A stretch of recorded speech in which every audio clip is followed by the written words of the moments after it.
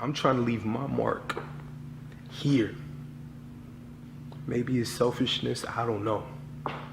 But I'm trying to go out a legend, an icon. I'm already a street icon. I left my mark in the streets already. Maybe this is something that, I don't know, I might leave for my kids.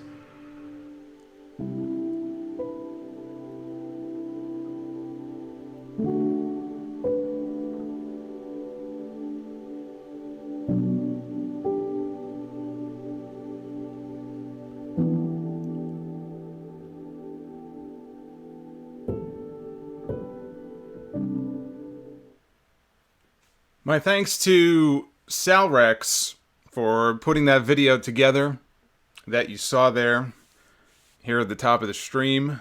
Before we get into all of the AEW stuff, I want to say thank you to everybody tuning in live right now, everybody in the chat. We're going to get to the review here in just a moment. But I just want to take a moment to send my condolences to the family and friends of Matt Travis, who passed away earlier this morning. He was a known name in the New York independent wrestling scene, House of Glory in particular. He was a name there for a very long time. Very well liked, very well known by a lot of people.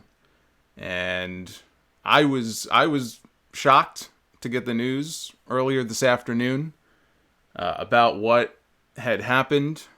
My understanding, and again, whenever anything like this happens, it's a tragedy, but, Matt was 25 years old. He had his whole life, had his whole career ahead of him, and he was killed in a hit-and-run accident earlier this morning.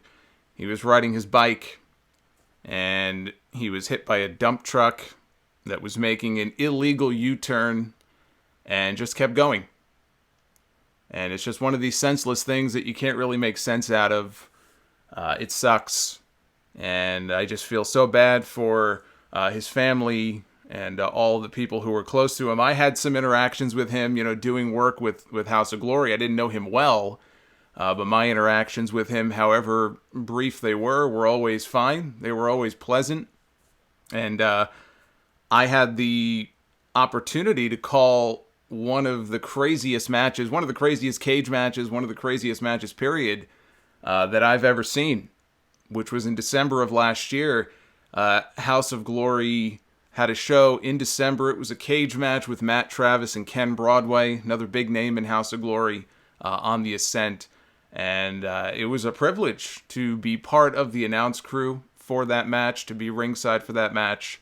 And he was just on the most recent show. We have another show coming up in a week. Next Saturday night, we're going to be back for another show. And, I'm sure he was going to be there, and now he's not. And it sucks. So I just wanted to lead off by letting everybody know about that horrible news. And, again, just extending my condolences to everybody who knew him. It is a tragedy in every sense of the word, and I hope that they catch the person who did this, or the person has enough sense to turn themselves in, because this just should not have happened. This is your AEW Full Gear 2019 review from the Royal Farms Arena in Baltimore, Maryland. This was a show that I don't want to say it was carried largely, because that makes it sound like the rest of the show was not good. I thought on the whole it was a very good show, very strong show, but was really carried by those two main events. We had, and I told you so, I told you with that championship match, Chris Jericho and Cody, I called it the moment they made this match. I said, you better keep your eye on MJF. Yeah, maybe they'll hold off on the turn. Maybe it won't happen. But they pulled it off tonight, and MJF turns on Cody and got nuclear heat from the crowd in Baltimore. And then that main event, an absolutely batshit crazy main event between Kenny Omega and Jon Moxley. And I'm going to have a lot to say about all these matches a little bit later on. The Twitter poll is open for those of you who would like to vote. That is at Solomonster on Twitter. I'll flash the results a little bit later on, like I always do. but you can vote right now if you haven't already done so. Thumbs up, thumbs down. Hit the sub button. If you also have not subscribed to the channel, you'll get a shout out on screen. You'll be seeing alerts popping up on the screen all night. Super chats are open. They will be flashing on your screen throughout the night as they come in. Or they should anyway, I hope so. They've all been muted. So, yeah, I was trying something different on the last stream, and with the sounds and everything, all the sounds have been muted, but you won't hear them, but you will be seeing them popping up throughout the night. And any super chats of $10 or more will get the Russo on a Pole donation. And I will leave it at that as far as what that is. Tonight's review is brought to you by The Ridge. It is the slim wallet that fits comfortably in your pocket. These wallets are the perfect gift this holiday season for your father, your brother, maybe your friend, your significant other. I mean, hey, maybe you want to treat yourself. They offer wallets in aluminum, burnt titanium, carbon fiber, and now their new Damascus steel wallet blends together slices of iron and steel. You can get your wallet with your choice of a cash strap or a money clip. Right? You're making money, right? Making money? Of course you are. Well, you need a place to keep that money, don't you? Now you can keep your cash safe and secure. Got a wallet here that won't make your pocket bulge. You also get a lifetime warranty, so every wallet is guaranteed for life. Right now you can get 10% off your first Ridge wallet with free shipping all over the world. And I'm telling you, these wallets are going to make a great stocking stuffer for the holidays. Just go to ridge.com/Solomonster and use the promo code Solomonster at checkout. That's ridge.com/Solomonster and get 10% off, courtesy of the Solomonster Sounds Off. The Full Gear set, before I forget, I get into all the matches. Yeah, I'm a big fan of the custom sets. We don't get too many of these anymore. As far as WWE pay-per-views, they used to have all these custom sets. Remember Backlash had the swinging scythes and all these really clever, unique sets. And thank you, Jacob Donnelly, for the $5 super chat. Appreciate it. There was somebody I missed earlier before the stream even started. I just want to give them their just due. Loki Agatho had a 1995 super chat earlier, so I just want to make sure I didn't miss him. I love the set. I love the stage, the gears and everything for Full Gear. They had the rampway like you would see at Wrestle Kingdom or one of those old WCW pay-per-views back in the day, the elevated ramp. So I got to give them a lot of credit. I enjoy that. I think it adds to the enjoyment of the show. I love it. So I just wanted to mention that. We start with the buy-in pre-show. Excalibur, Golden Boy, and Taz. They had Taz in a few weeks ago when they were in Philly to do some commentary for AEW Dark. We haven't heard him do commentary since he was in Impact. And before that, you'd have to go back to SmackDown to WWE. So they brought Taz back here. Jim Ross joined later on for the main show. Tony Schiavone was elsewhere. He was calling a Georgia Bulldogs football game tonight, so he wasn't there. He was missed. Very much so, I think. Tony was missed. We had Dr. Britt Baker taking on B. Priestley. Taz mentioned that Baker came into this match with the flu, like she's Shawn Michaels, wrestling Psycho Sid at the Alamo Dome. Good match. B was kicking and stomping Baker in the head. They were basically playing off the concussion that Britt Baker sustained back at was it Fight for the Fallen? Can't remember if it was Fighter Fest or I want to say Fight for the Fallen when she was injured. And so they were playing off the injury here. She started working over the back of Britt Baker. So when Britt went for a body slam, she couldn't pick her up.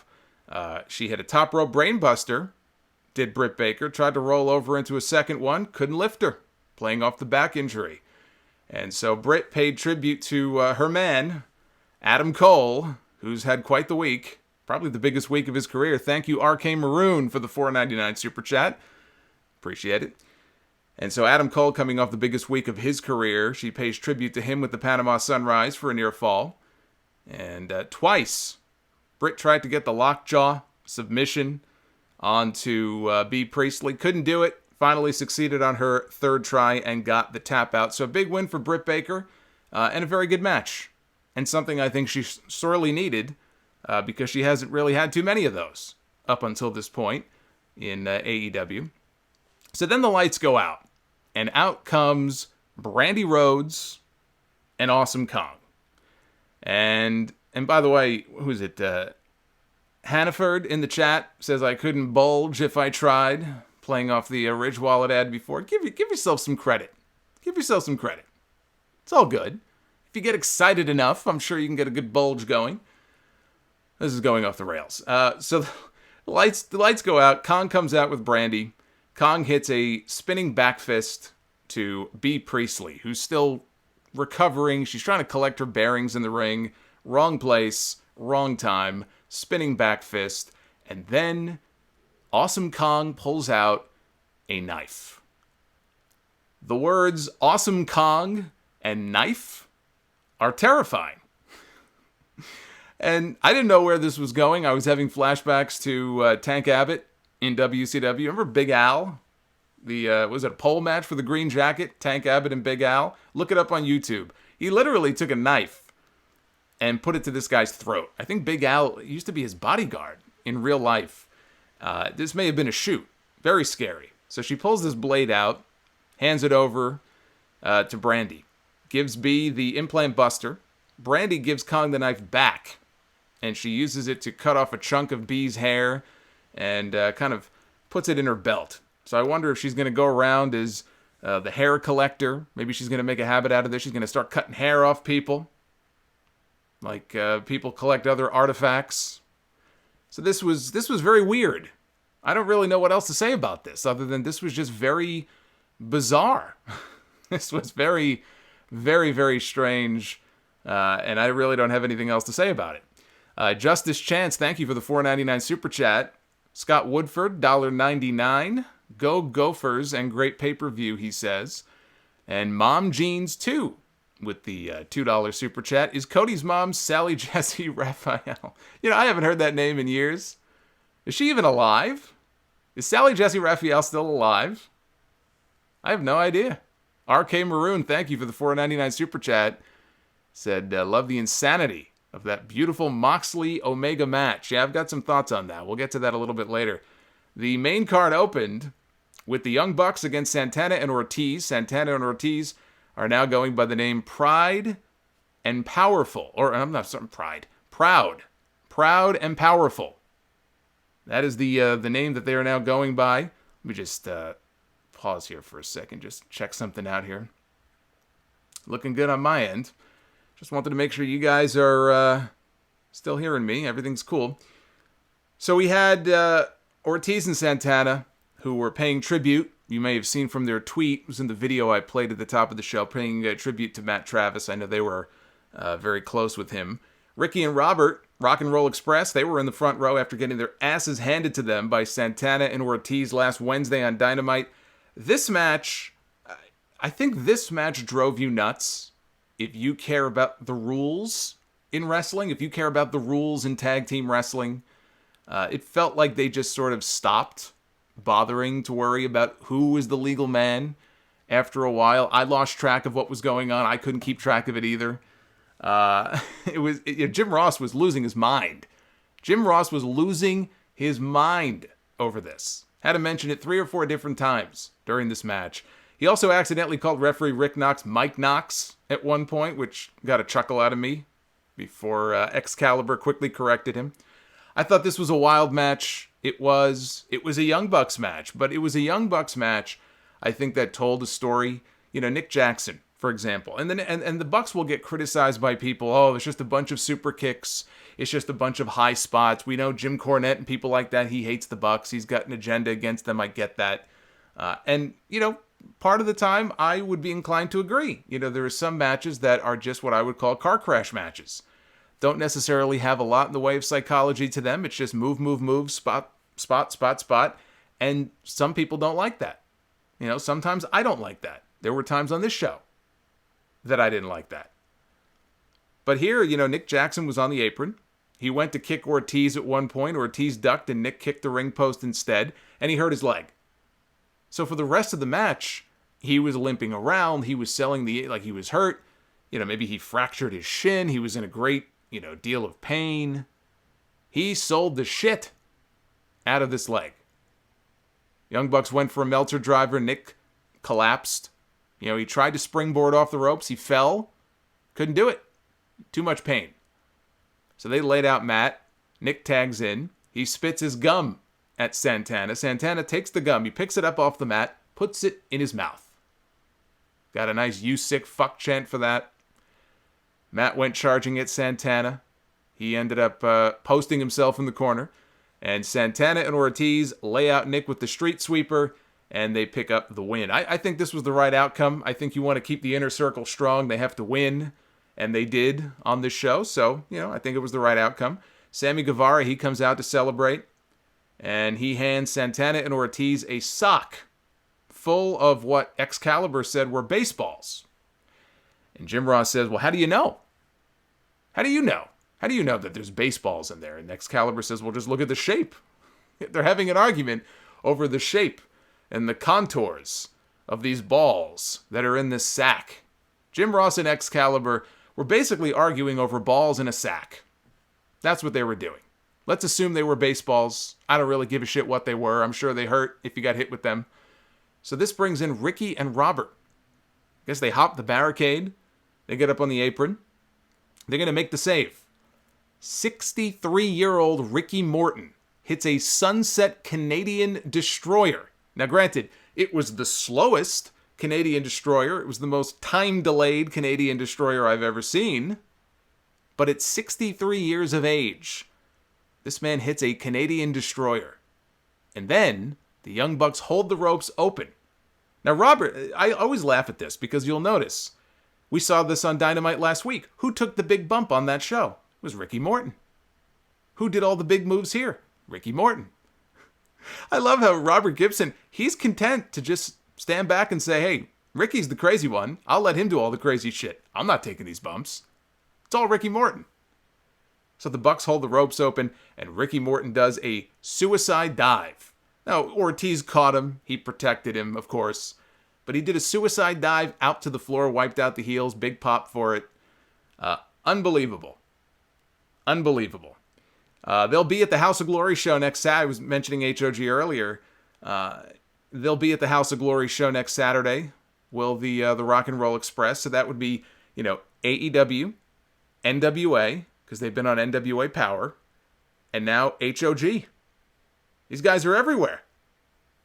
Until Ricky breaks something, and then it won't be so fun anymore. We had the Bastard Pack. Actually, before I do that, Shane Adam Hughes, thank you for the $1.38 super chat. Solomon, what are your thoughts on tonight's crowd?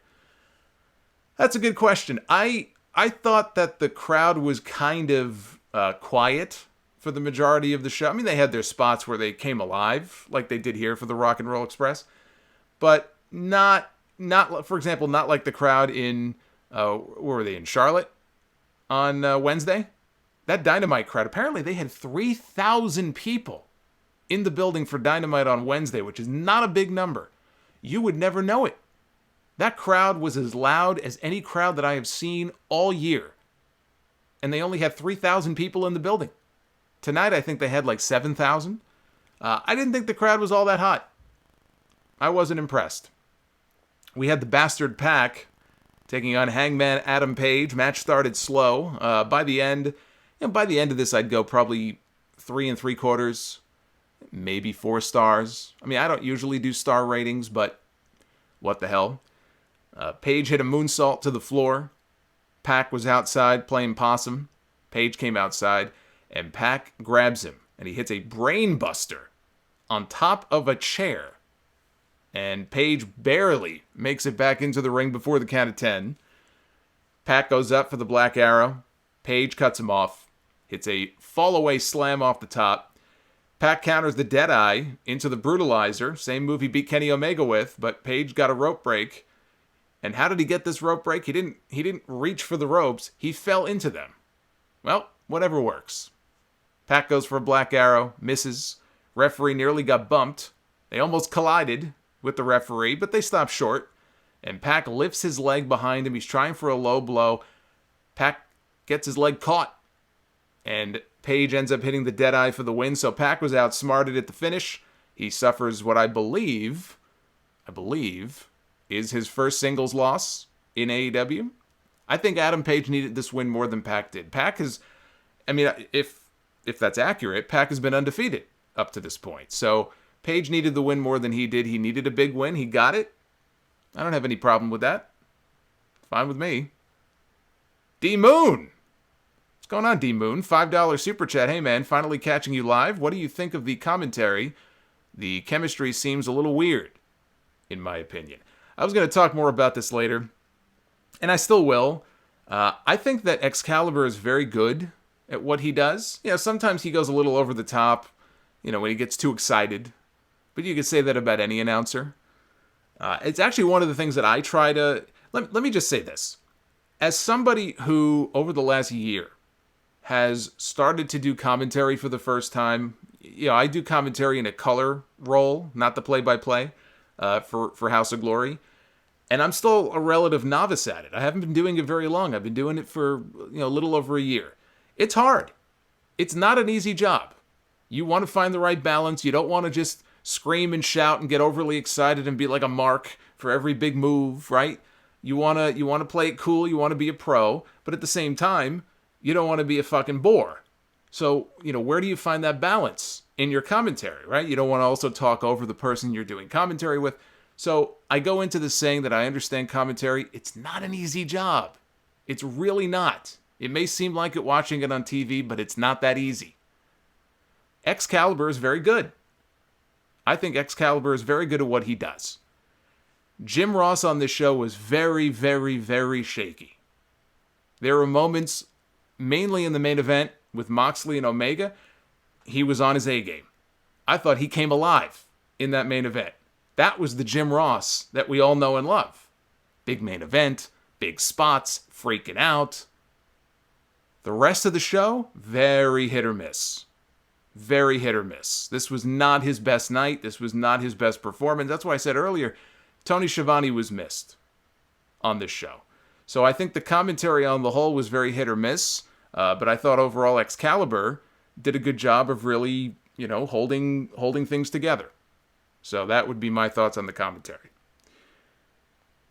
Let me just check out here. Walter Mercer, $1.99 super chat. Jon Moxley versus Kenny Omega, sponsored by Neosporin. Oh, Jesus Christ, you're not kidding.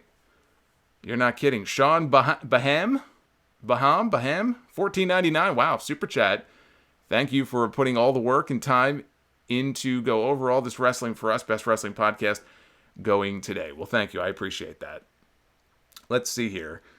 I've lost my train of thought. Shawn Spears. We had Shawn Spears against Joey Janela. This was a match that was kind of thrown together at the last minute. I know they shot an angle for this on AEW Dark, and Spears had taken a pair of pliers to Joey's tongue when Joey disrespected Tully Blanchard. So it's almost like they just shot this last-minute angle just so they can get this match on the show. There was no real story behind it, no real heat behind it. Spears tied Janela's hair up in the metal bar that connects the turnbuckle to the ring post. This was about midway through the match. He just grabs Janela's hair, puts it in a ponytail, and I don't know if he didn't wedge it. He tied it. He basically tied it in a knot to this metal beam, so he couldn't move. So Janela's trying to get free. He realizes he's stuck. Finally, he just tears his head away from the knot, and you could still see some hair stuck to the end of the tag team rope. It was kind of nasty. Kind of reminded me of when Mick Foley used to just pull out. He used to rip out strands of hair from his head, throw them in the air, just toss them up into the air. Anyway, today is, for those of you who may have, well, I guess now it's after midnight. This show went so goddamn long now, it's on Sunday morning already. But this was 22 years since Montreal, if you can believe it. Survivor Series 1997, 22 years ago this weekend. And here in this match, we had Earl Hebner calling a match with a sharpshooter spot. And it did not end for Joey Janela as badly as it did for Bret Hart. Jim Ross was calling this match. Jim Ross was there. He called that match. You would think that he would bring this up. Nothing was said. Nothing was said. Now, nobody is more sick of hearing about Montreal than I am, believe me. But if ever there was a moment to mention it on the anniversary, and he didn't take it, I couldn't believe it. Anyway, Tully Blanchard jumped up on the apron, for the distraction. This allowed Spears to pull off one of the turnbuckle pads. So then Earl turns around. He sees this. I believe Earl went to go put the pad back on. When he did this, Spears left the ring. Janela was on the floor. He went to give Janela a pile driver on the floor. Tully Blanchard jumped off the ring steps for the assisted spike pile driver on the floor. Horseman style. Or Brainbusters. See, I grew up a WWE fan. Yeah, I didn't really get too familiar with the Horsemen and all that until years later. So for me, I think of Arn and Tully with Bobby Heenan as far as their whole Brainbusters run goes. That was cool. I thought that was the best part of the whole match. Tully's got better knees at his age than most wrestlers his age. I will say that. Back inside, Spears hit the running Death Valley driver, because he calls that the C4, and picked up the win. You know, I think outside of the Tully spot, there was really nothing special about this. It was a match. You know, it was a win for Shawn Spears, good for him, but there really wasn't anything special about this. Backstage, Golden Boy interviewed Kip Sabian, who introduced Penelope Ford as his new manager. Finally! See, I was just asking about her on my Dynamite review on Wednesday. I was like, where the hell is Penelope Ford? She's part of this roster. We saw her a couple of times. Where's she at? Actually, that's a good point. Somebody just mentioned Wardlow in the chat. I thought we might get Wardlow's debut tonight. There wasn't even a mention of Wardlow. Still waiting on Wardlow here. I see every time I say Wardlow, I think of Warlord. Wardlow should have Warlord manage him. Yeah, that wouldn't be fucking confusing. So Kip Sabian introduces Penelope Ford. And Penelope Ford, I guess Kip Sabian says, he's super bad. That's what he calls himself, super bad. So she goes, why be bad when you can be super bad? And then she says Golden Boy was boring her, and they left. I don't really give a shit about Kip Sabian. As long as we get to see Penelope Ford, I'm a happy guy. SCU, Lucha Bros, private party for the AEW Tag Team titles. Phoenix. You hear me say it all the time. Phoenix is a crazy man. He is absolutely out of his mind. He did a triple springboard twisting plancha at one point onto a pile of wrestlers. Then he ran down the ramp. He ran the ropes. Did another twisting dive into the ring. This guy's out of his mind. Mark Quinn also. Shout out to Mark Quinn. He was very impressive in here as well. He hit this amazing shooting star press. Gin and Juice, which is their finish. That got broken up. And in the end here, Frankie Kazarian pinned Isaiah Cassidy after an SCU later. And so SCU retains the tag team titles. Not surprising. I think I had them in my predictions. They just won the belts. What are you going to take the titles off them for? They just won the tournament to become tag team champions like 2 weeks ago. You're not going to take the titles off them yet. Pentagon and Phoenix, they snap. They're pissed. Match is over. They're attacking SCU. All of a sudden, the lights go out. And when they come back on, there's another Pentagon in the ring. Not the first time we've seen this, right? Remember All Out? Chris Jericho dressing up as Pentagon. So we have another Pentagon. And I don't see how you could look at this and not know that it was Christopher Daniels. So yes, it was in fact Christopher Daniels. He did eventually rip the mask off for the big reveal. And he hit an angel's wings on Phoenix, onto Pentagon, took his mask off. I don't know. I don't see the point. This was after the match was already over. Why did he have to dress up as Pentagon? I don't know. It just seems like a lot of trouble to go through for nothing. You got to find the right outfit. You got to put the makeup on. The match is already over. Who gives a shit what you're dressed up as? See, I'm trying to look at this from a logical perspective. I just thought this was silly. But anyway, as a match, I thought it was very good. It was a very good match. We had Riho against Emi Sakura. Emi Sakura. Emi Sakura for the AEW Women's title. I sound like JR now. I can't pronounce her name. For the AEW Women's Championship. And Paul Hamilton, thank you for the $25 super chat. Thank you for 12 years, and here's to another 12. Yes, we are celebrating 12 years of the Sound Off this weekend. I mean, I'm celebrating all month, but this weekend in particular is the 12-year anniversary of the Solomonster Sounds Off. So thank you for all of the messages about the anniversary. I appreciate it. Riho damn near killed Sakura with a foot stomp off the top rope onto the apron. Now, Riho is 98 pounds. She's a tiny woman. 98 pounds or not, that's 98 pounds coming straight down on top of your chest. You can't tell me that that feels good. So she nearly killed this woman. Sakura got her revenge later. She hit a Vader. She looked like she was going for a Vader bomb. And instead, she did a Vader stomp. Then she went back up and did a twisting Vader bomb for a near fall. Now, it was around this point in the match, Jim Ross got a little tongue-tied. He could not say Emi Sakura's name. He just couldn't do it. He tried 3 or 4 different times. He kept tripping over his words. He got very frustrated. He said, "God damn it," on the air. Or "God dang it," whatever he said. And then finally he was able to say it. I said it before, I'll say it again. This was not JR's best night. And not just because he couldn't pronounce this one, Japanese wrestler's name. This was not his best night. So things really picked up here in the last, I'd say, 90 seconds, 2 minutes or so. It was almost like somebody said to them, hey, the earth is going to end in 90 seconds. You better get your shit in. And they turned they put the speed up, man, I'd say by 50 miles an hour. They were going nuts back and forth, back and forth. In the end, Sakura ends up being rolled up for the win. Riho retains the championship. I really like the way things picked up here at the end. It's like they kicked it into the next gear out of nowhere. Like all of a sudden they realize, hey, there's a title on the line. I wanna keep my title. I want to win the title. And so this turned into, I think, maybe the best women's match yet in AEW. What do you guys think? We haven't seen, we have a small sample size to go by so far.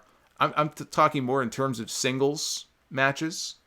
Would you consider this to be the best singles match with the women in AEW so far? If it's not number 1, I would say it's number 2. Yeah, I mean, if it's not number 1, I don't know what number 1 would be. This was very good. Let me switch over here, because we are going to take calls a little bit later. And I'll just switch over so you guys can see the number. Hey, Super Crazy, thank you. $5 Super Chat. Happy 12-year anniversary. Shout out from Dallas, Texas. Yes, we got fans. We have listeners all over the country. We have listeners all over the world. I don't know how many people in foreign countries are listening to this right now, because it's probably the middle of the night. This was a long pay-per-view. But, see, with AEW, I don't want to make it sound like I pick on WWE for the long pay-per-views, but with AEW, it's fine.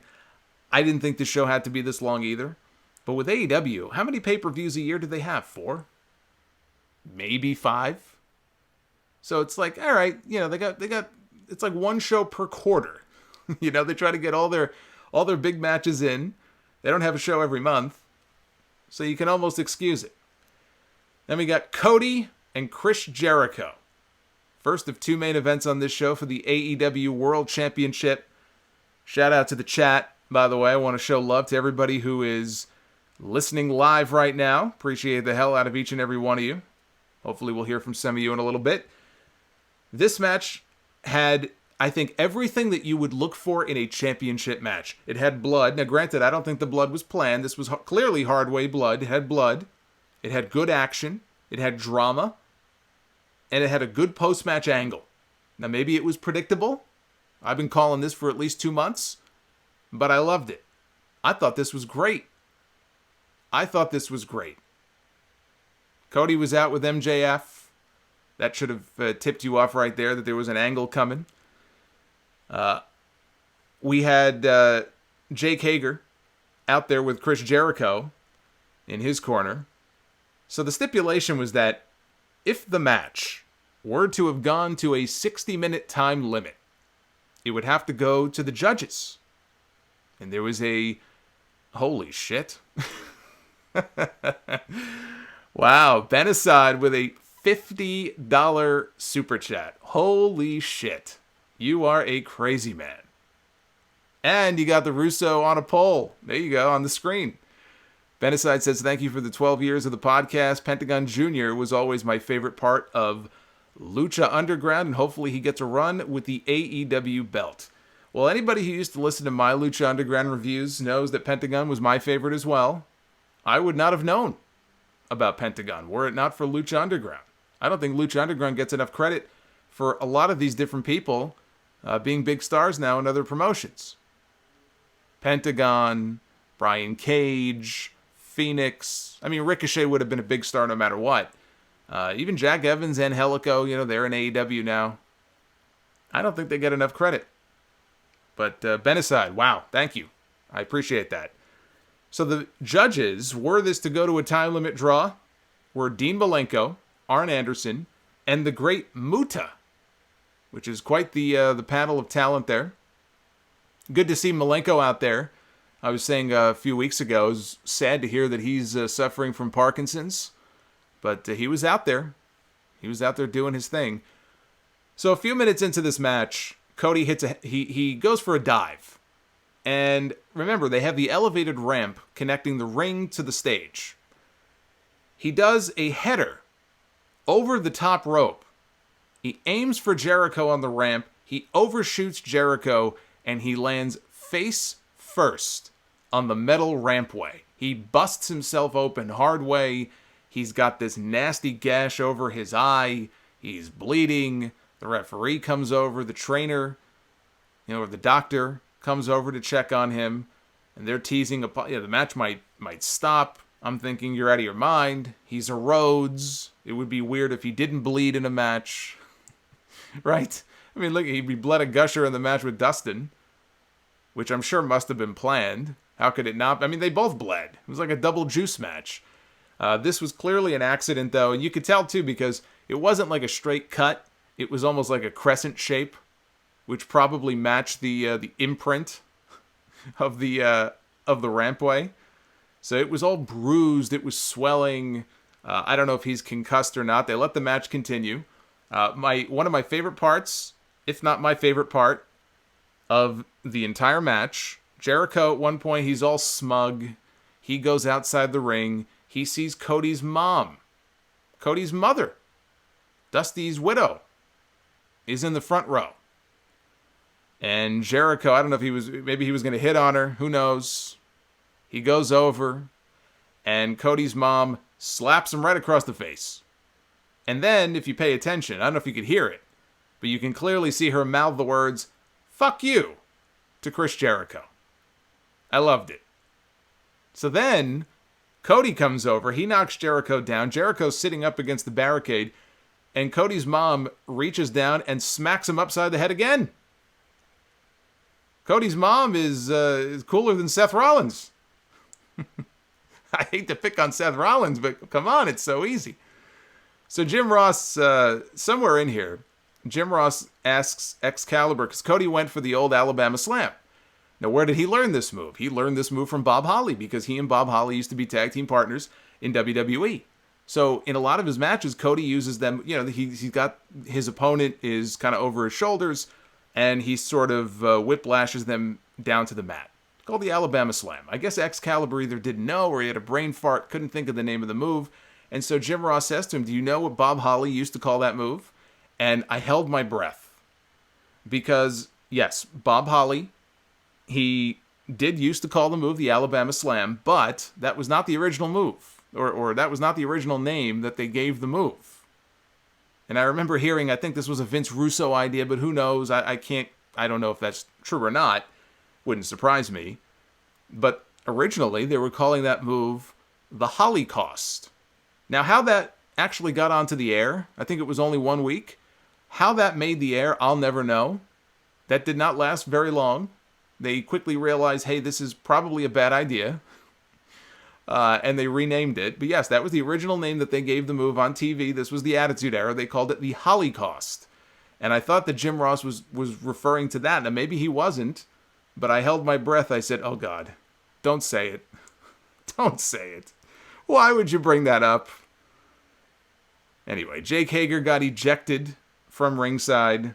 He got involved, and Aubrey Edwards saw him and said, you're out of here. But before he left, he beat up MJF, because MJF was mocking him. He was doing the na na na, hey hey goodbye song. And so Hager left him laying. So we had Jericho nails Cody with the championship. Aubrey Edwards is distracted by all this. Jericho grabs the belt, hits Cody with it, lays down, plays dead.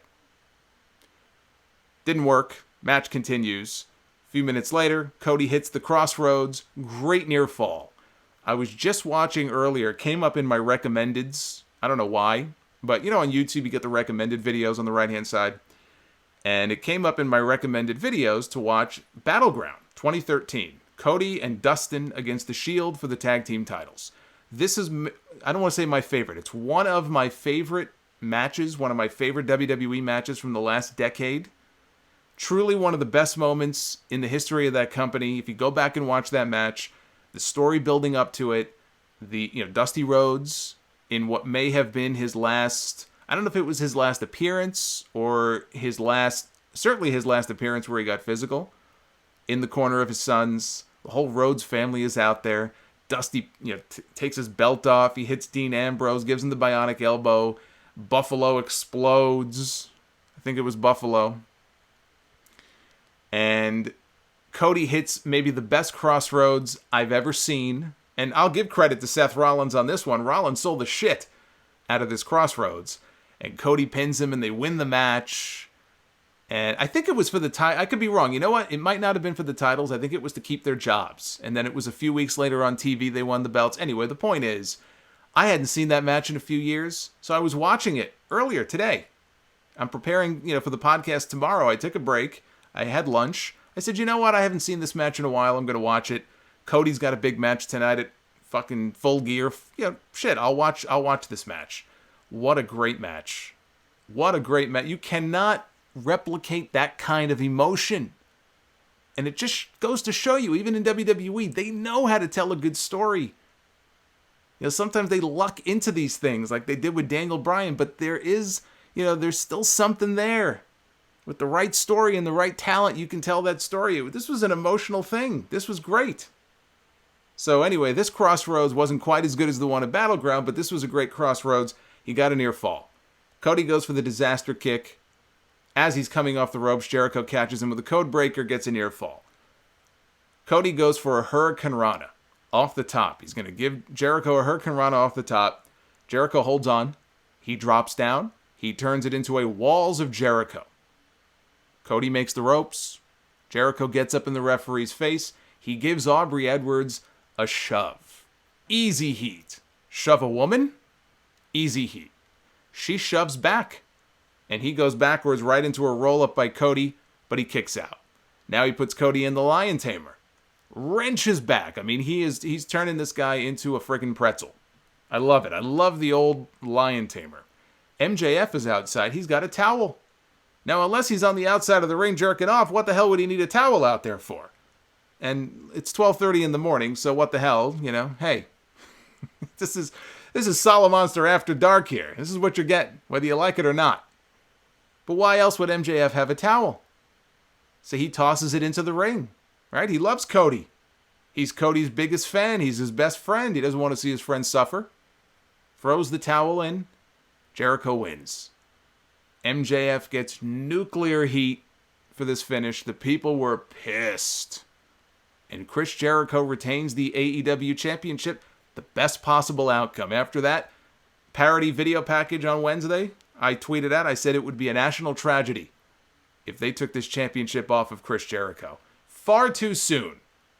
The only way I could have seen them taking this title off of him is if things are so bad between AEW and New Japan, they just do not want that title on Jericho.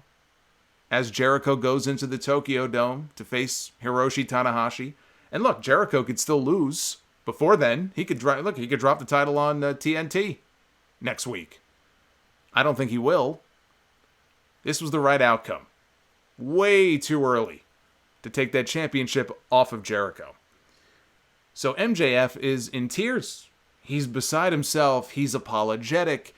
The music stops. Cody's up. He's pissed. He can't believe it. And they want you to think that Cody is going to attack MJF. And the crowd doesn't really seem to see it coming. They're chanting, "You fucked up." They're telling Cody, whatever the chant was, kick his ass. And instead, MJF gives him a low blow. Again, massive heat. Chants of asshole. He's shouting at Cody, "It's my turn now. It's my turn." This was picture perfect. Predictable? Yes. I called this months ago, but this should have been predictable for everybody. And just because it's predictable doesn't make it bad. I thought this was a very satisfying finish. I disagree with the people who didn't like the whole towel thing. I thought this played into the story perfectly. It was the right outcome.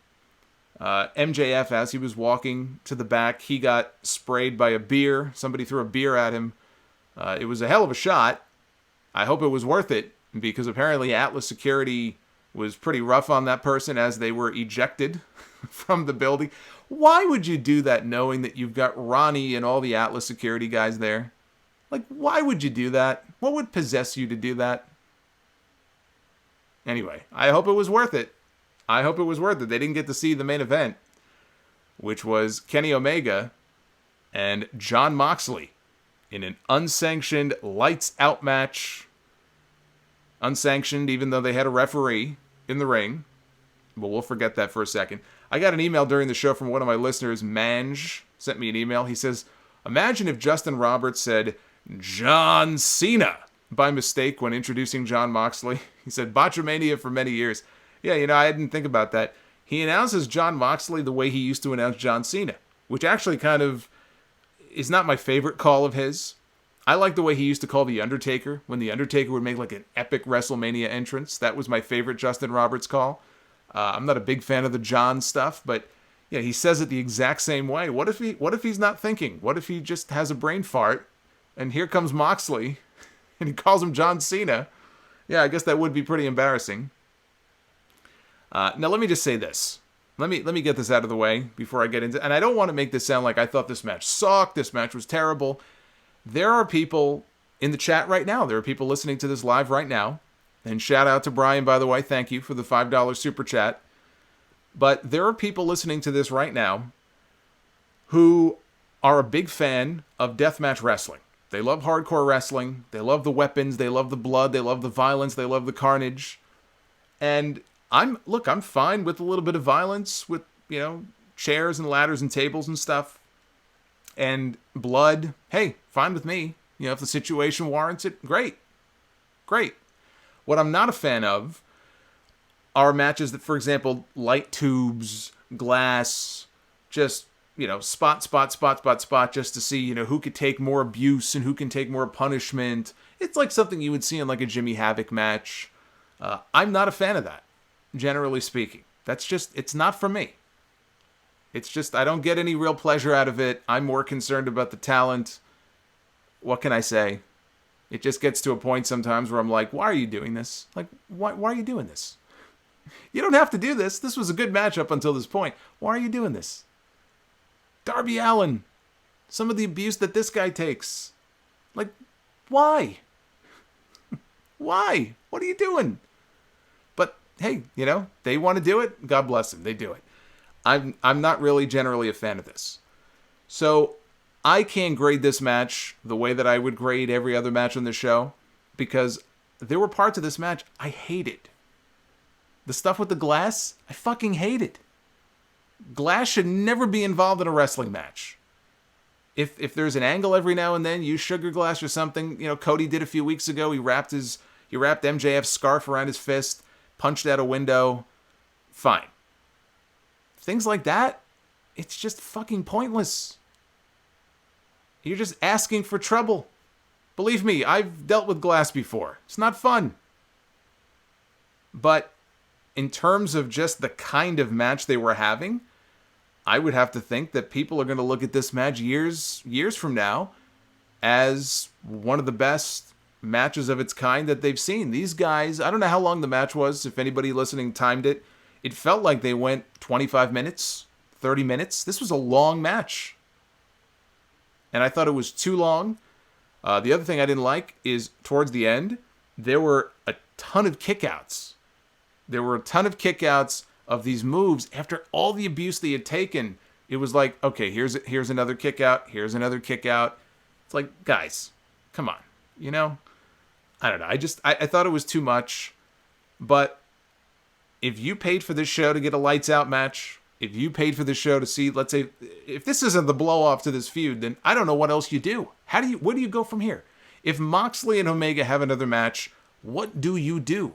What could you possibly do that they did not already do here tonight on this show? So this had to be the blow-off to this feud.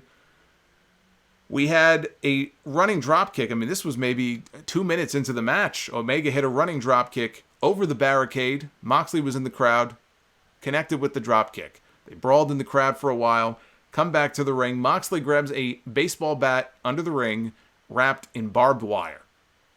And he hits Omega over the back with it a bunch of times, rips Omega's back open. His back was bleeding. This was not that rubber-tipped barbed wire that Sandman was using during his hack, right? That's what they called him, hardcore hack in WCW. This was the real deal. Omega pulled out a broomstick wrapped in barbed wire. He caught Moxley right in the head with it as he came off the ropes. He was going to do a dive, and he hit him right in the head. And then Omega puts the broom on his back, and he sweeps, because after all, Kenny Omega is the cleaner. And he's sweeping his back with this barbed wire broom. I will give these guys points for creativity in this match. It was right around this point that Renee Young tweeted, WTF. She's going to have to deal with the fallout of this. She's going to have to probably pick shards of glass out of this guy's back for years after this. I mean, imagine these two getting it on, right? God only knows the kind of wild, whatever. But, like, imagine these two getting it on, and all of a sudden she's like, ow, what was that? She's going to have glass sticking out of her, parts of her body. So she's tweeting out WTF. She couldn't believe obviously she was watching the show. Omega pulls out a board under the ring, littered with mouse traps. I said before, I'll give them points for creativity, if nothing else. They definitely were creative with some of the weapons and some of the spots in this match. I saw things in this match I haven't seen before and hopefully we'll never see again. So we had mouse traps. And he puts the board into the ring. Unfortunately for him, Moxley ended up using it. He dropped Omega on top of it with a good Pete Dunne X-Plex. Or I guess Roderick Strong does it too. Hits an X-Plex. And Omega, you can hear the snapping of the mouse traps. Moxley pulls out gold chains like he's about to drop a hot rap album. He pulls out gold chains from under the ring, drops Omega across the chains with a back... I don't know why they were gold. Drops Omega across them with a backbreaker for a near fall. I thought Master P was going to come out or something. Later on, Omega hit a dive out of the ring onto Moxley that took both men out. There was a table propped up against the barricade, so they both crashed through the table. So then Omega grabs a sack. Yet another sack here on this show. Only this time, instead of balls, it was full of glass from under the ring. Now, I would presume an Excalibur mentioned this. Who knows? I mean, I guess in storyline, it's supposed to be the broken glass as if he would have transported. Like, after Moxley put Omega through that coffee table a few weeks ago, Omega told the guys, hey, listen, collect all of the glass and give it to me. I guess we're supposed to think that that's what happened. So there's a sack full of broken glass. And he pulls out a giant shard of glass. Just one. Pulls out a giant shard of glass. And he tries to cut Moxley with it. I think he cut his finger with it. He grabs the sack. He stomps on it. He grinds up all the glass almost into a fine powder. Pours it on the mat. He drops Moxley onto it. This poor referee, Paul Turner, is probably thinking, man, why the fuck did I leave Ring of Honor for this? Paul Turner goes to count the fall, and you can see he obviously cut himself on the glass. He had one glove on one hand. I don't know why there was no glove on his other hand. He cut himself. He was hurt. Poor bastard. It's like when I see that Royal Rumble match from 2000 with Triple H and Mick Foley, where Triple H gives Foley the pedigree on the thumbtacks, and Earl Hebner has to get down in the corner and count the fall. He has to smack the mat 3 times, and you can see he's like, shit. Like, he probably got a thumbtack in his hand. I hope he's getting hazard pay for this. So, one spot, I don't want to say I liked it, but again, I thought this was very, very clever. You've got the broken glass on the mat. Broken shards of glass. Brian, thank you for the $2 super chat. Appreciate it. Thomas Soley, thank you for the $1.99 super chat. They use sugar glass again for that spot tonight. Well, you know what? I hope so. I hope they did. Brian says Omega versus Moxley equals Mortal Kombat brutality. Yeah, I don't know. I mean, I love Mortal Kombat. I used to play Mortal Kombat, Mortal Kombat 2. I got an arcade sitting downstairs. You have these arcade one-up things they sell now at Walmart. I was in Walmart a few months ago. I said, holy shit, they got Mortal Kombat 2. You know what? I'm going to buy it. Why not? I have a Mortal Kombat arcade sitting in my apartment. I'm all for violence and gore. It's just, that's a video game. These are real people. These are real human beings. I feel a little bit differently in a match like this. But one clever spot. We already saw one sharpshooter on the show. Omega puts Moxley in the sharpshooter and forces him to crawl through the glass to get to the ropes. It's almost like a Saw trap. Right? One of these Saw movies. You want to get the key. You want to live.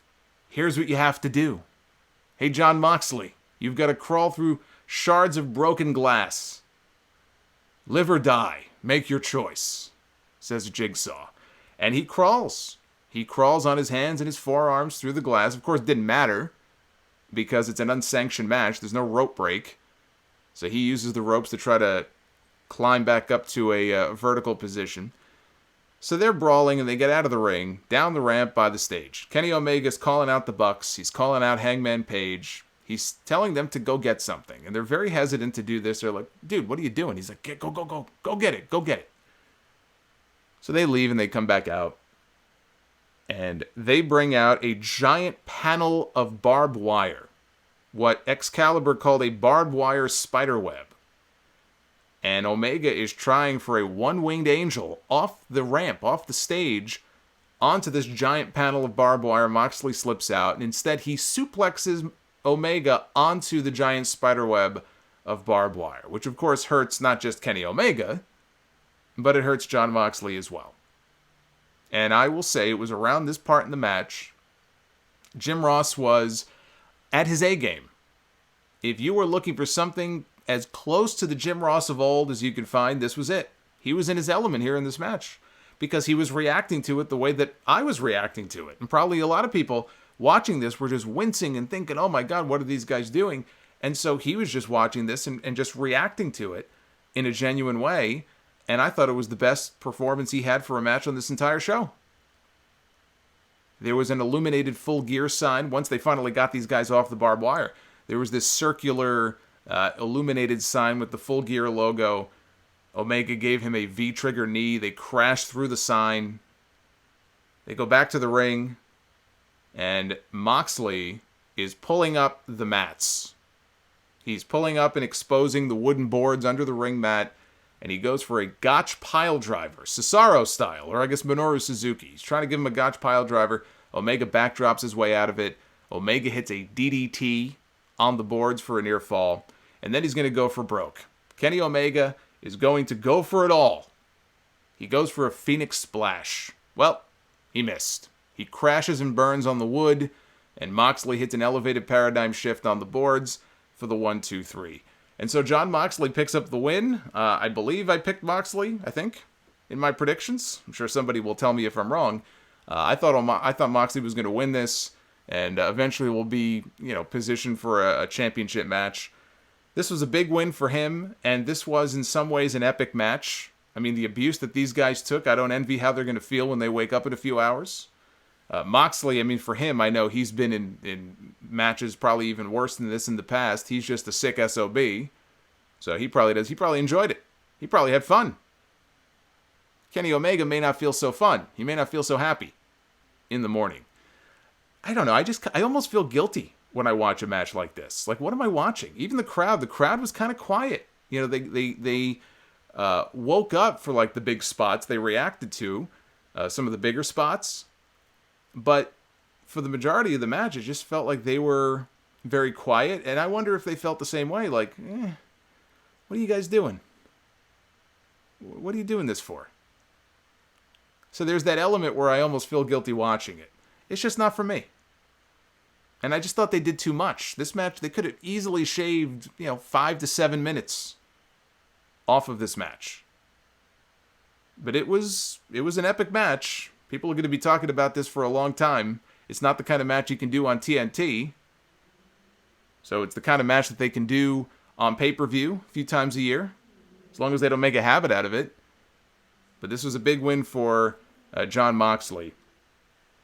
Raj Kiran subscribed to the channel, and Night Nurse, thank you for subbing. Let's check the Twitter poll. Let's see what people think. What did people think of this show? 2,000 votes in already, and we've got 86% thumbs up, 14% thumbs down, so an overwhelming majority of people love this show. A very positive reaction for Full Gear, which is not surprising. I thought on the whole, I said before, it's a very good show. Some matches were better than others, but on the whole, I thought this was a very good show. And you guys can call in. We'll take a few calls here. You guys will let me know what you thought of the pay-per-view tonight. We'll get your feedback. Shout out again to everybody in the chat, everybody listening live. Let me know what you think, or what you thought. What did you think of the main event? That's what I would be most curious about. Are you with me, or did you just love the hell out of that main event? There's probably a lot of people who think that was the best match on the entire show. All right, maybe it was. It just wasn't for me. If I had to pick my favorite match of the night, it was the Cody and Jericho match. And I got to give Cody his props. You know, I was talking about that Battleground match earlier. That's a favorite of mine. I don't really have any other favorite Cody matches in WWE. That would be the main one. But in AEW, I said on Wednesday, that promo he cut, this guy in front of that audience is like a rock star, the way they treat him.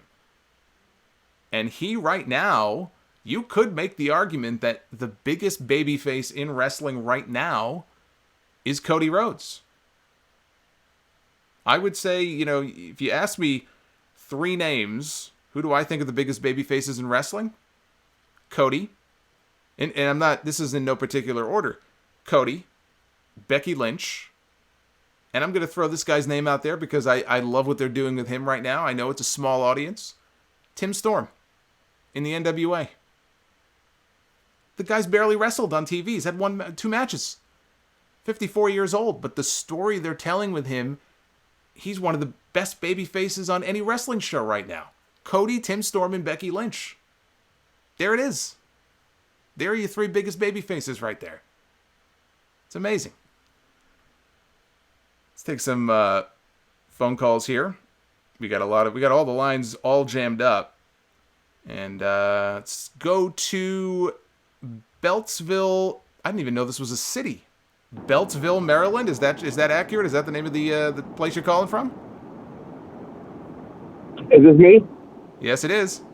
Hello? Oh, shit. Solomonster, what's up, man? What's going on? Goddamn. It's nice to talk to you, really. It is. I've been listening for a while, man, since 2013. This is Eugene Crazy Ass Morgan. And it's great to talk to you. I was there at the arena tonight, so I'm on my way back now. I'm driving back on BWI Parkway, and this is the first time I've ever gone to Baltimore, because normally I go to the Capital One Center or whatever Verizon. It used to be the Verizon Center in D.C. But yeah, so it was a great night for me. I enjoyed it. I enjoyed the hell out of it. Yeah, man. Yeah, it's good to talk to you. Well, what did you think? Let me ask you this: what was your favorite match and your least favorite match on the show? All right, so I don't know about least favorite. I can't even think, but I'm going to have to go with the Jon Moxley match for my favorite. And I feel like you do. I don't like to see them purposely destroy themselves like this fucking Mankind or somebody from, the 90s. But they were doing such creative stuff. So Moxley tying up the ring at the end, I was just like, this is so creative. It's something that's never been done before. At least, well, I haven't seen it done. Maybe it has been. I'm not as good as smart as everybody else. But yeah, that had to be my favorite match of the night. Because it was just so much. It was so much that they put. There was a lot of effort they put into it, and yes, it's cringeworthy because they're hurting themselves. But I don't know. I'm torn because I enjoy what the effort they put in, but I'm also kind of I don't like them hurting themselves on purpose. Well, look, so, I mean, if you enjoyed it on the whole, then that's all that matters. I mean, what was there a match on the show? Maybe you didn't hate it, but you would say, you know what, this was probably the weakest thing on the entire show. Um, I forgot. It was the match you mentioned earlier that I don't remember the fucking people that was in it, to be honest. The one that they kind of threw on the card at the last minute, like they put together a package and they didn't really advertise it much or build up to it. Spears and Janela? Spears and Janela? I think so. All right, well that's awesome. Sorry. Listen, I'm not perfect with names. Well, listen, I love getting the live perspective from people who are in the building. I wanna keep the calls moving along. Is there anything else though that coming out of the show that you want to share? Maybe that we didn't see or we didn't get a sense of.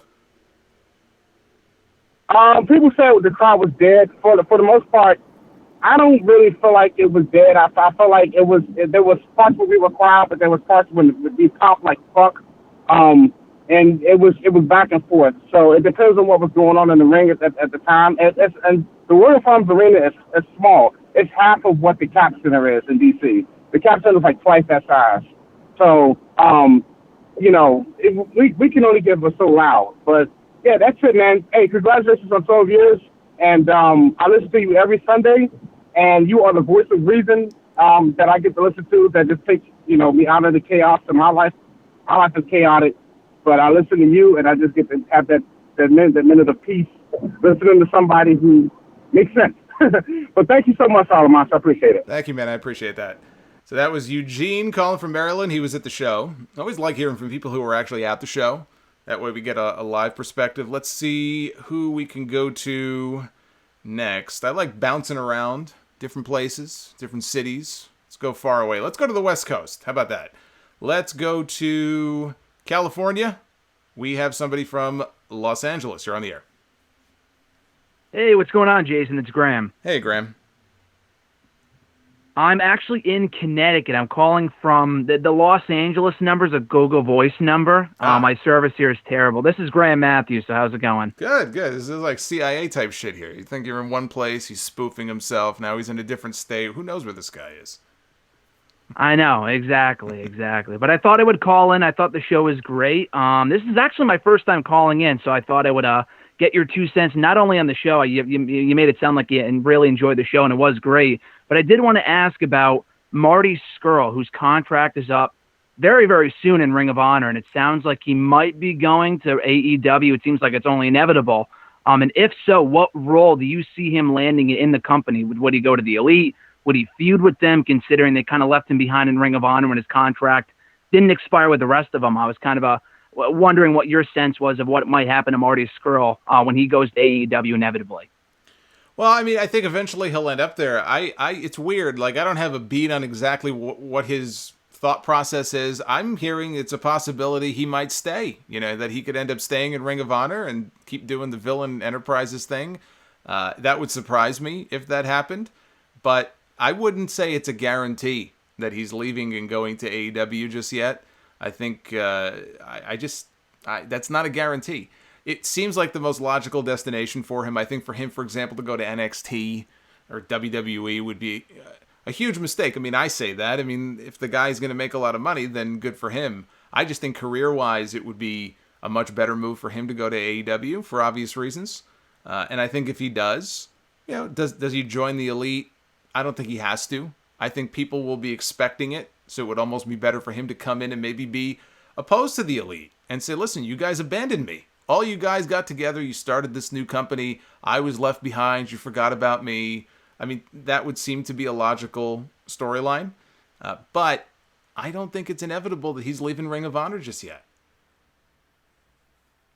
Yeah, I think it might be only a matter of time. But, his contract does expire this month, so I guess we'll soon see. But considering all the money they're throwing around right now, there is a very good chance he could stay. But if he does go to AEW before he wind down, I know you got plenty of other callers on the line. What time do you think would make sense? Would it be the New Year's Day show, considering they threw that Marty Scurll going away party on Being the Elite last year when AEW was initially announced? I thought that would make the most sense. Could it be that show or maybe their next pay-per-view? I thought tonight would make sense, but maybe his contract isn't up quite yet. Well, his contract is up this month, so it's possible that he's got a few more days or a few more weeks. Or, like I said, maybe he's going to stay with Ring of Honor. When to debut him? Yeah, I mean, New Year's makes sense. whatever they want. I mean, it depends what storyline and angle that they have in mind for him. It could be in December.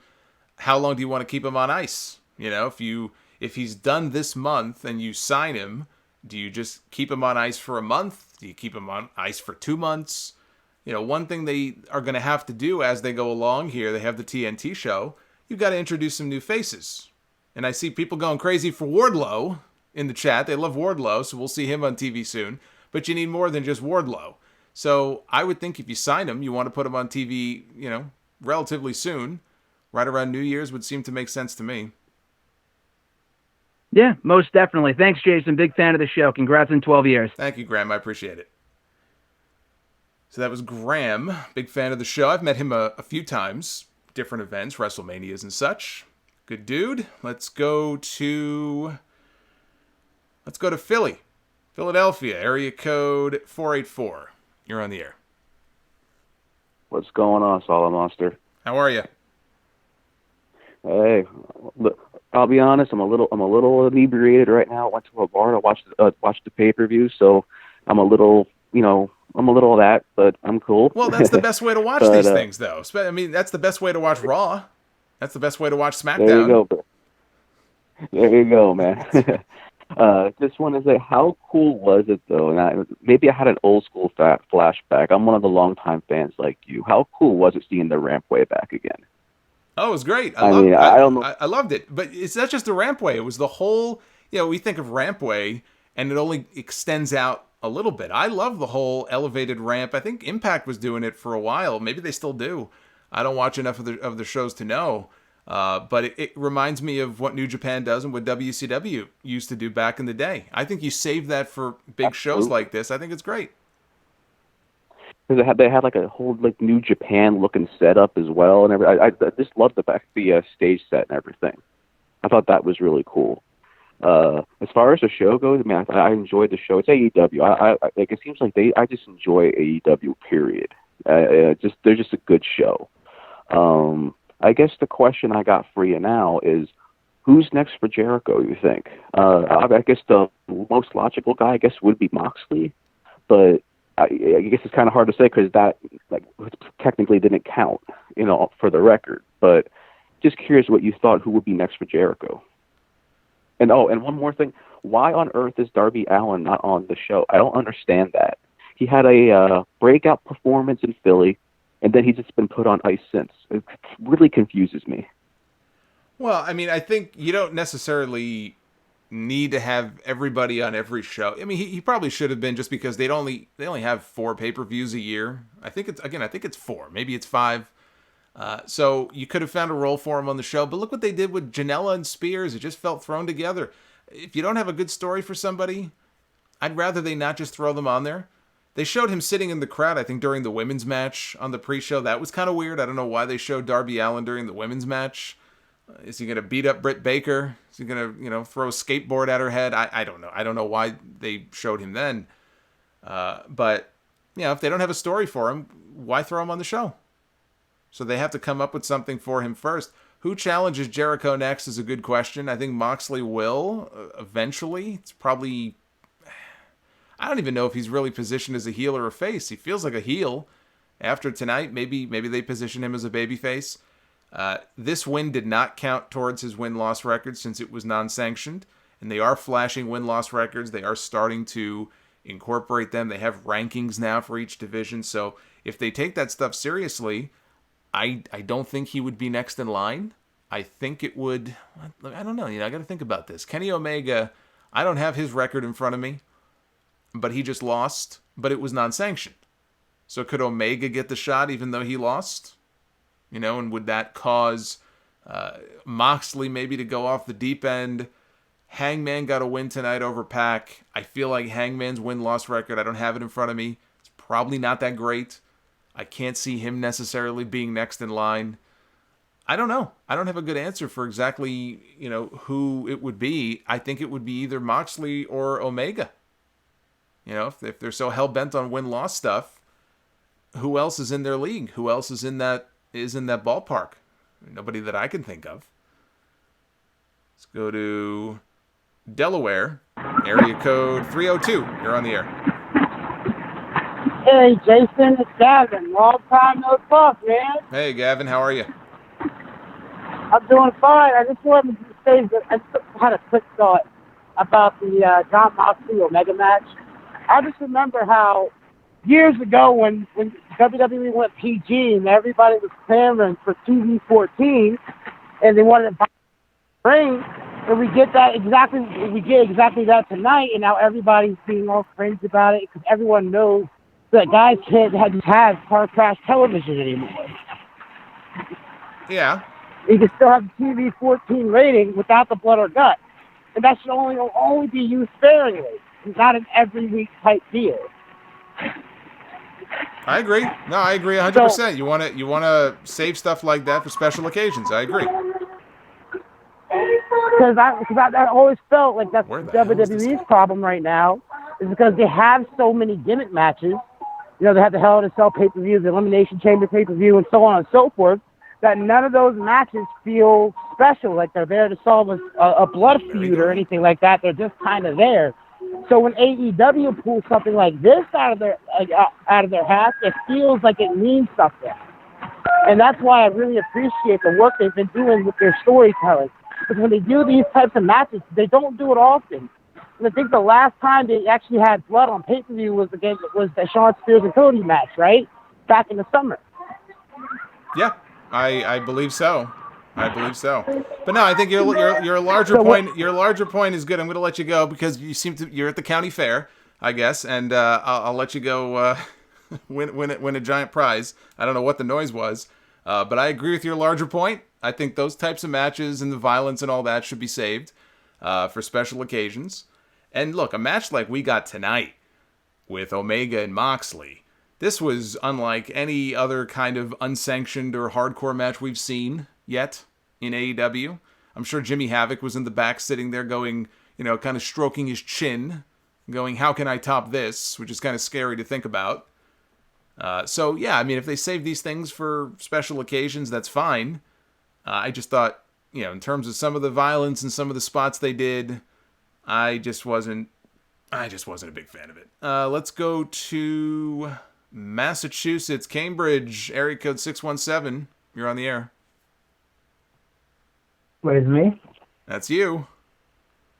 Hey, Solomonster from Boston. I'm a huge fan of yours. Been a fan of yours for about 4 years now. I appreciate your perspective on wrestling. Thank you. I'm an old school fan. Been a fan for about 20 years now.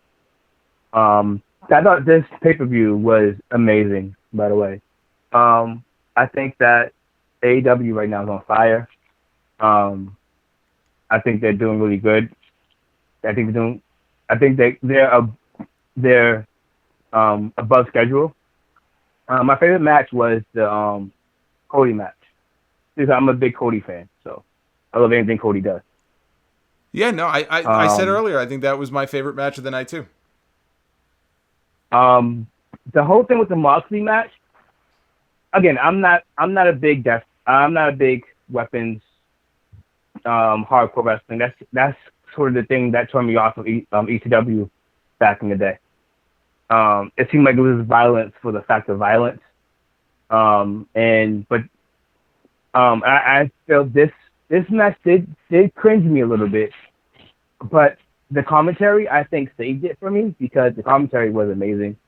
AEW, respect for commentary is, I'm a big fan of commentary in wrestling. I think it can kill or make a show better. And just the commentary from AEW to WWE is just like leaps and bounds how good it and great it is. And I think the commentary really got me really kept me for the whole match. Yeah, I think. And no, go ahead. My least favorite match was the women's title match. I didn't connect with it. I didn't really feel with it. I'm not a really big fan of the competitors in the match, so that was the low point for me. Okay, well, thank you for that perspective on the least favorite match. That's why I asked the caller earlier, Eugene. I was like, what was your least favorite match? Because it's easy to say, oh, this was my favorite, this was the best match on the show. But then you look back, you're like, well, what was the least best? That's the wrong way of saying it. But like, what was the weakest match on the show? I thought the pre-show match with Britt Baker was actually very good. When I look at the main card, now by default, it might be Spears and Janela. I probably would say Spears and Janela maybe was the weakest. I enjoyed the women's title match. It picked up nicely at the end. I wouldn't put that at, dead last. So if I had to pick, probably Spears and Janela for me. I just want to acknowledge some of the super chats that came in that I may have missed. Duff's Vids earlier, $1.99 super chat. Jason Wino polls for NXT on Wednesdays. I don't want to overload my Twitter with polls. Usually I watch AEW and I go live, so I want to make sure that Twitter poll gets plugged in. It's just nothing against NXT. I'm sure some weeks maybe I'll alternate, put an NXT poll up. I just don't. Not for any particular reason. Skywalker sent a $9.99 super chat saying JR on cocaine would help commentary. Lots of cocaine. Yeah, see, okay. So let me just say this. Because a whole bunch of Facebook pages and websites ran with this. They took a screenshot of what I posted on Twitter. There was a promo that was linked, I think it was on at 90s WWE, which is a great Twitter account. You should also all go follow it. Stone Cold follows it. The Rock follows it. Constantly commenting on the videos there. So there was a video of a Macho Man. It was like a compilation, a minute-long compilation of great Macho Man clips from Randy Savage promos. And you watch this, and it's obvious. It's like this guy took like a bath. He bathed in cocaine before he went out and did these promos. And I made the comment. I said, what's missing from wrestling promos these days? The reason why are promos not as good as they used to be? Cocaine. Isn't it obvious? I'm not advocating one way or the other. I'm just saying cocaine. Now imagine Seth Rollins going out and cutting a promo on cocaine. It probably would be a lot better than the promos he cuts now. Seth Rollins, think of the WWE roster. Let's think of some of these guys. Some of the more laid-back talents. Daniel Bryan on cocaine. Daniel Bryan on cocaine would be weird. I don't know that he would be radically different than he is now. Who would be a good guy to cut a promo on cocaine from the current roster? I have to think about this. I'm trying to think of some of the funny ones. Like on the Raw roster. Ricochet. I'm surprised that Shorty G isn't on cocaine. Just to dull the pain of the shitty name and the shitty gimmick and the shitty gear. Just shitty all around what they've done to this poor guy. Anyway, thank you to the super chats there that I missed. Let's go to Pennsylvania. Let's do Pennsylvania. Area code 267. You're on the air. Hey, Solomonster, Jordan Hitchner here. Big fan since 2014. The podcast makes my work commute really bearable. So watched with my dad tonight, Full Gear. We watched All Out back in August. He loved it. We went to the October 16th show in Philly. He loved that as well. Watched tonight. He wasn't that big of a fan. He agreed that the main event really made the night for him. One thing that kind of popped out to me, and it relates to what you said before on the podcast about how AEW goes match to match to match without a whole lot of in between. I feel like, one, they could benefit from not doing that, even on the pay-per-views, maybe mix in a little more promos, but also I don't think every match needs to be in the neighborhood of 15 minutes. Like my dad and I were both complaining, well, not complaining per se, but, the first few matches were about 20 minutes. I felt like the Shawn Spears match could have been about maybe 6-7 minutes instead of 12 or 13. Just curious what your thoughts there, and if you thought that the show could have benefited from having some of the matches get cut down. I know you'd mentioned that with the main event as well. Otherwise, thanks for the call. Thank you. I appreciate that. Yeah, I think there were some matches you could have shaved a few minutes off. None of them really stood out to me as being overly long except for the main event. That was the one match I was watching, and I was thinking, obviously it was getting later, and I wanted to go live. I didn't want to go live at midnight, and here we are at 1 o'clock in the morning. But that was the match where I felt, damn, this thing should be a few minutes. You could easily cut at least 5 or 7 minutes off this match. It did not have to be this long. It did not have to have the constant, kickouts from the big moves. These guys had already murdered each other. Yeah, you shave a few minutes off here and a few minutes there. I heard going in, they had the airtime until midnight, but they were hoping to keep the show shorter because they heard complaints after the All Out show from people saying, oh, this was too long. So I thought, okay, well, maybe they'll shave an hour. They don't have to go to midnight just because you can. And, the show ended. It was 11:35, 11:40. They almost went to midnight. You don't have to go that long. I get that they only have 4 or 5 pay-per-views a year, but I agree. I don't think people want to sit there for 4.5 hours watching a pay-per-view. And this is coming from somebody who's been to a lot of WrestleManias that have been 6 or 7 hours. It's just, you can't expect people to just sit there and just be into everything that you do. You want to keep the crowd up. One of the ways to do that is to cut down on the length of these shows. Norfolk, Virginia, area code 757. You're on the air. Hi, Solomonster. I don't know if you can hear me. Can you? I can hear you. Oh, well, thank you for taking my call. I've been a big fan of yours for a while now. Just graduated from high school and all that. And your podcast really got me through a lot of those boring days. But anyway, to keep it short, I thought the AEW pay-per-view was fine. Nothing really stood out to me overall. My main thoughts are, with AEW being more or less only a 5 pay-per-view a year, kind of like classic WWE back in the 90s, do you think that they'll have enough time to build their stars? Because I see that more or less outside of the all elite characters, I don't know really who else they could bring in to potentially be a bigger star. I know they have more time to build bigger stars, but they're already starting from the ground up. So I'm just wondering, well, with the whole Cody Rhodes situation, who could potentially challenge Chris Jericho going down the future that could be legit?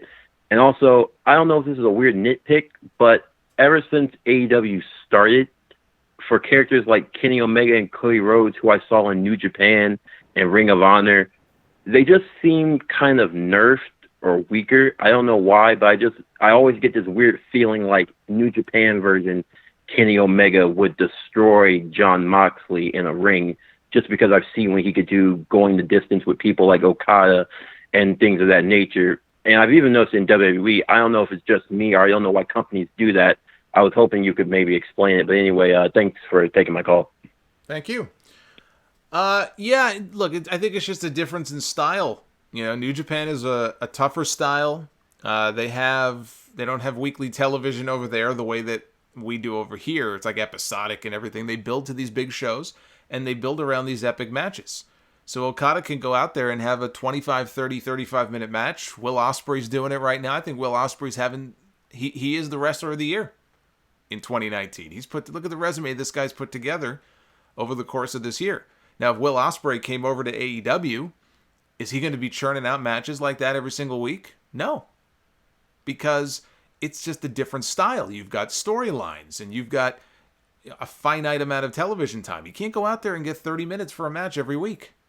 It's a different audience. I don't think people are going to want to sit there for 30 minutes and watch that kind of long match every single week. So Kenny Omega's here. He's conforming to this American style. I think that's the biggest difference. It's like apples and oranges. New Japan is just a very different style. You're going to watch Wrestle Kingdom in, a month and a half or whatever it is, and those are going to be long, brutal, stiff, classic matches probably up and down the card. It's a 2-night show. It's not the sort of thing you're going to see on Raw. It's not the kind of thing you're going to see on Dynamite. It's just two different styles. As far as who can, challenge Jericho next, I answered that earlier. It could be Omega. It could be Moxley. I think somebody to watch for next year is Luchasaurus. It sucks he got hurt. He may not be back until January. He's going to try to get back before then, but he could be out as late as January.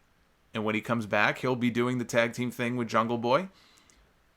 At some point, I don't know when, he'll break out on his own as a singles, and I think he's going to be a big star if he can stay healthy. He's had a lot of injuries. Even going back to when he was in WWE, I think he had a knee injury. If he can stay healthy, that's further down the road. I think he could be he could be AEW champion. He's that good. And look at the last time we saw him. Look how over he was. So he's going to be somebody to watch next year. Let's take a couple more, and we'll wrap it up here. Again, Super Chats are open. We've had a whole bunch of them tonight, so I thank everybody for that. But you can still send in if you would like to. Let's go to Garden City, New York, area code 516. You're on the air. Hey, Jason, it's Jared. How you doing? Good, Jared. How are you? I'm good. Jason, just wanted to say, just the presentation tonight made it feel special. Just as soon as I turned on the pay-per-view, the elevated ramp, Jim Ross, just felt like Great American Bash from 1990 with Jim Ross and Bob Caudle on commentary at the elevated ramp when Sting won the world title. I thought the presentation was great. I do disagree with you on the Moxley Omega match. I loved it. I loved the entertainment. We don't get that anymore. And when we do get it now, we got to appreciate it. These guys get paid a ton of money, and that's what Moxley wanted to do here. And he didn't have the chance to do that with Vince, so he's doing it now. And I appreciate him for that. I'm sure Omega didn't love it, but it's not his style of match. If there was a New Japan type match, I'm sure Omega would wipe the floor with him in that type of match. But, this type of match, I love Moxley. And my question for you is, and I'll hang up and I appreciate everything you do, Jason, for us, is MJF, do you think he's ready to step up at age 23? Do you think Cody can elevate him? Is he ready? Just let me know. I think he is. And we're going to find out, because I assume that's the next feud for Cody.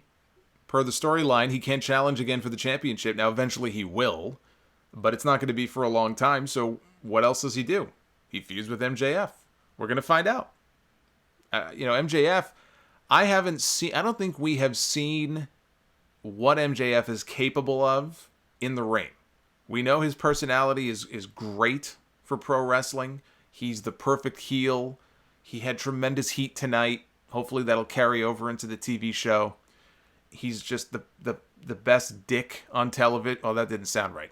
He's the let me rephrase that. He plays the role of dick great on the show. Oh boy. And I think that we haven't really gotten the chance to see him in the ring, what he's capable of. He seems to be an okay wrestler, but he's not the flashiest guy in the world. Are people going to accept that? Are people going to shit all over him and say you can't wrestle?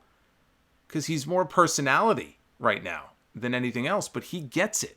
He gets it. He knows how to play his character. Nobody knows how to play that character better than he does. He pushes the people's buttons the right way. So, is he ready? Well, I don't. Look, we're going to find out. I can't say for sure, but character-wise, everything I've seen from him so far, this guy gets it, and he's very young, but he gets it. So I'm looking forward to seeing what he's capable of.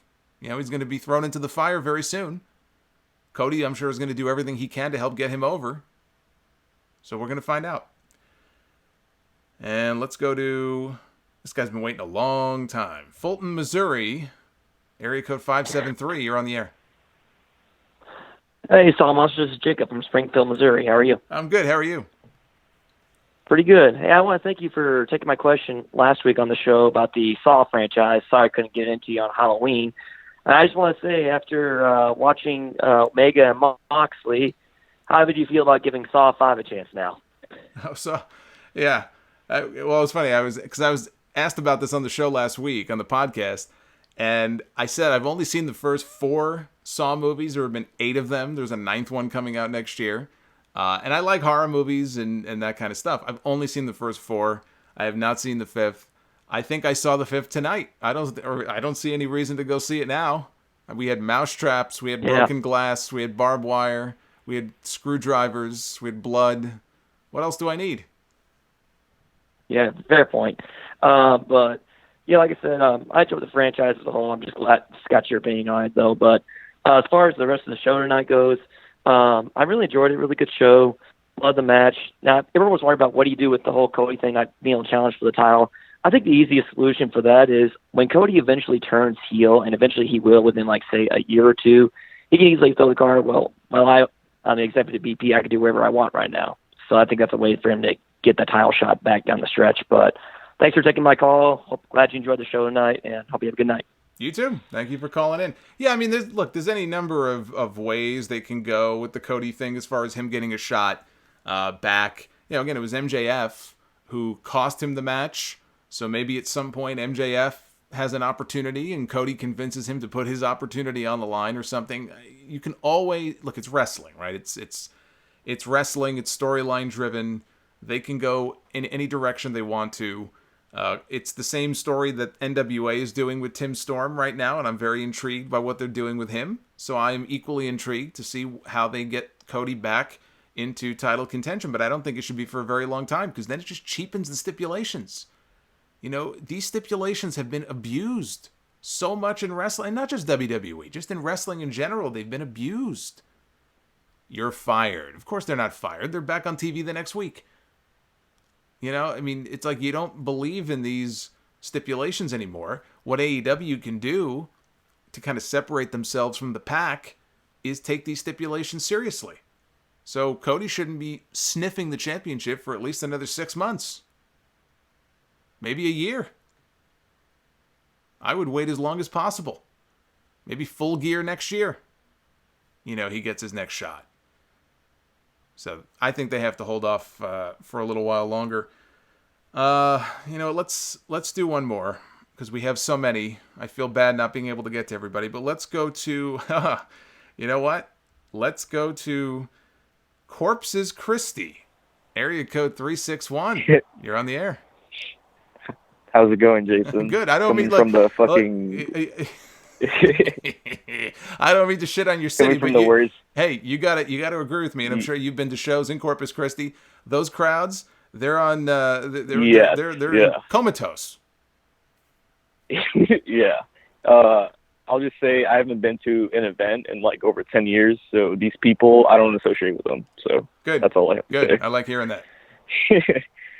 But I felt like I liked all the matches tonight. I just felt like most of their card didn't like benefit from builds. Like you had a bunch of matches that were built pretty quick, like in the past week, like the triple tag team for the for the belts. You have Riho and Sakura, which it just got built recently, and I feel like I like the matches. It's just some of them were built pretty quickly, and I can understand how, some people don't feel like they care too much about them, even if they were good matches. But I liked the Cody match, Cody Jericho. I mean, I don't feel like MJF should have turned already. I feel like it would have been maybe better down the line after Cody wins, the belt, at some point. I would think MJF would turn, but I mean, Cody's got to do something else. Now he can't go for the belt, so I get it. He got to get to the next, feud, whatever. I like the main event. It's not for everybody, obviously. You could, like it, not like it. It's not for everybody, but it's the type of match that you're not going to see on the WWE. It's like, I don't care, like if you can like the WWE, you can prefer it, but you're not going to see that type of match. And I feel like it's a draw. There's a lot of people that liked it. A lot of old school people that watched, wrestling in the 90s, they fucked with it. It's just, I think even if you didn't like the match, I really enjoyed Mox's fucking mannerisms after the match. Like when he was talking to the camera, he was like, what am I, 5th place, 4th place, 5th place? He's like, fuck the rankings.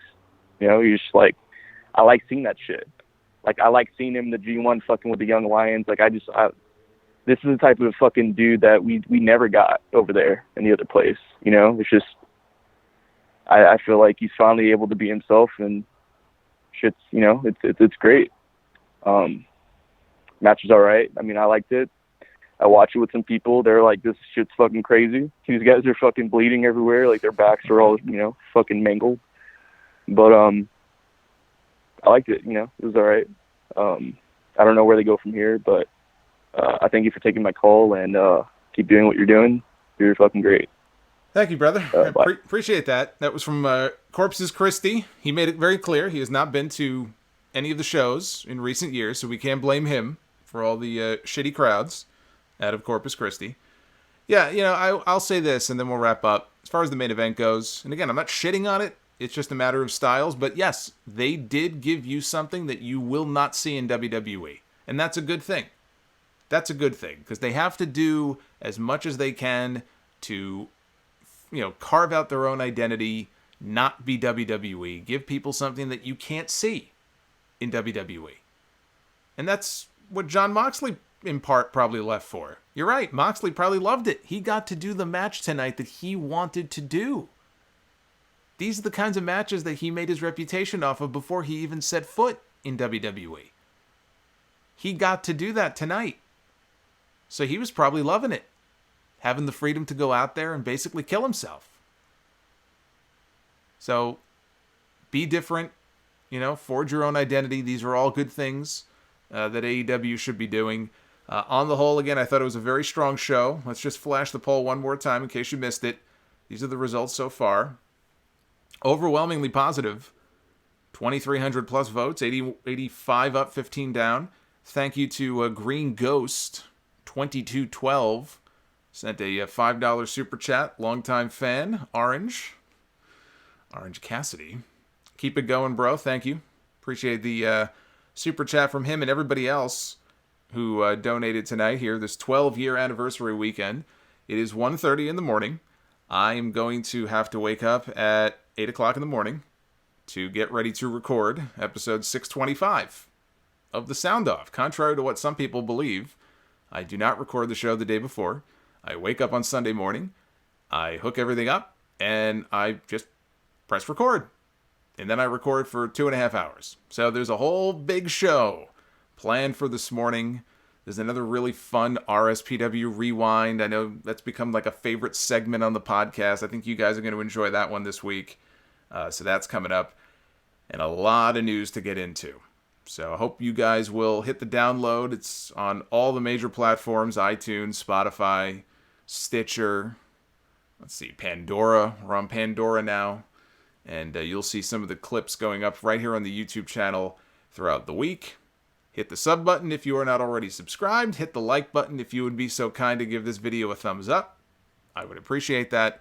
Hopefully you guys have enjoyed this review. Ryan, got one more here. Ryan, there it is. There's the Russo on a poll, bro. Russo on a poll. Ryan sent the $10 super chat. Got it in right under the wire. Thank you to Ryan. I love that. Russo on a poll. Look how cute. Look how cute he is. Randy Orton's point. He just left the screen. Anyway, thank you to Ryan. Thank you to everybody. And I'll talk a little bit more as well on a more serious note tomorrow about the whole situation with Matt Travis. Thank you for indulging me at the beginning of the stream. I wanted to just set aside a few minutes to talk about him and that situation. It's very sad. It's very tragic. You're going to see a lot of tweets from different wrestlers who knew him, worked with him, 25 years old. It's just his whole life ahead of him. I don't know. It's hard, man. I don't know what else to say. It's just a tragic thing, and hopefully that whole situation gets worked out. The person who was responsible, because it just should never have happened. And my condolences to, again, him and his family and friends. And I'm gonna see everybody next weekend at the HOG show in Queens, and I'm sure everybody is going to be talking about Matt Travis. And actually, what I'll do here is I'll play that video you saw at the top of the show. Play it one more time here, real quick. Shout out to Salrex for putting this together on short notice. I appreciate it. Thank you guys for tuning in. Thank you for all the 12-year anniversary wishes and messages. Appreciate the hell out of each and every one of you.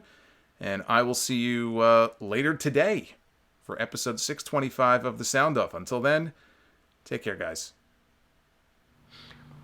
I'm trying to leave my mark here. Maybe it's selfishness, I don't know. But I'm trying to go out a legend, an icon. I'm already a street icon. I left my mark in the streets already. Maybe this is something that, I don't know, I might leave for my kids.